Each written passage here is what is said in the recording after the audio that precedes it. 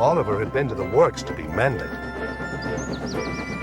Some troublesome cars tricked him, and the Great Western engine fell into the turntable well.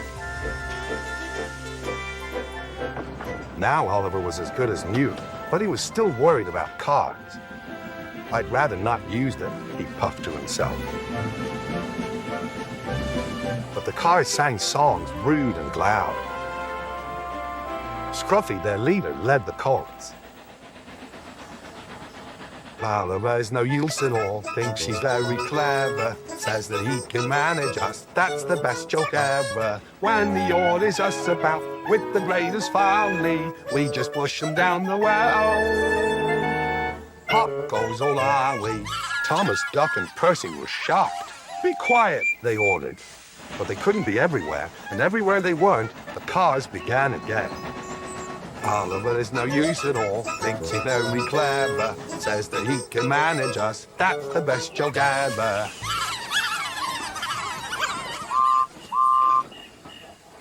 At last, the engines gave up. We're sorry, Oliver, they said. It's really my fault, said Oliver sadly. I shouldn't have fallen in the turntable well. Toad, the brake van, felt sorry for Oliver, too.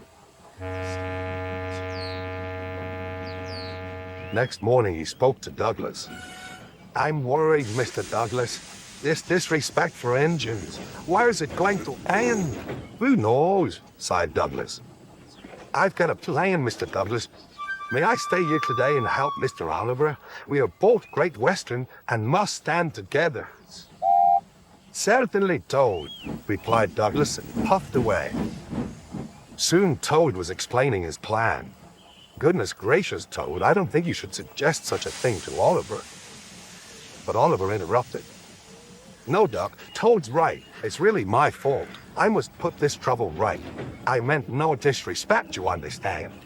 Of course not, Toad. Anyway, Driver says the same, and he's arranged it with the station master. Very well, Oliver, conceded Duck. But I must hurry. My passengers will be waiting. Good luck. So long, smiled Oliver bravely, but he felt dreadfully nervous inside. Oliver marshaled the worst cars 2 by 2.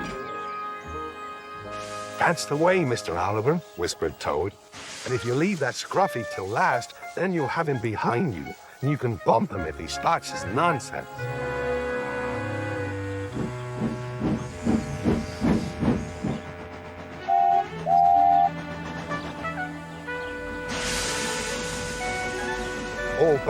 Hold back, whispered Scruffy, and passed the word to the others. The silly cars giggled. But Oliver knew what to do. There was plenty of sand on the rails, and his wheels gripped splendidly. He gave a great sheen. Oh, groaned Scruffy. I don't like this. Go on, yelled Duck. Well done, boy, well done.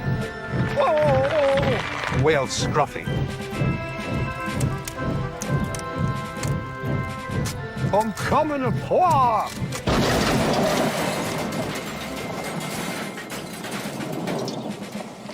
And he did. Then there was trouble. Well, Oliver, so you don't know your own strength, is that it? No, sir, said Oliver nervously. Sir Topham had inspected Scruffy. As I thought. Rotten wood, rusty frames. Maybe if we put you back together, you learn yourself a better name.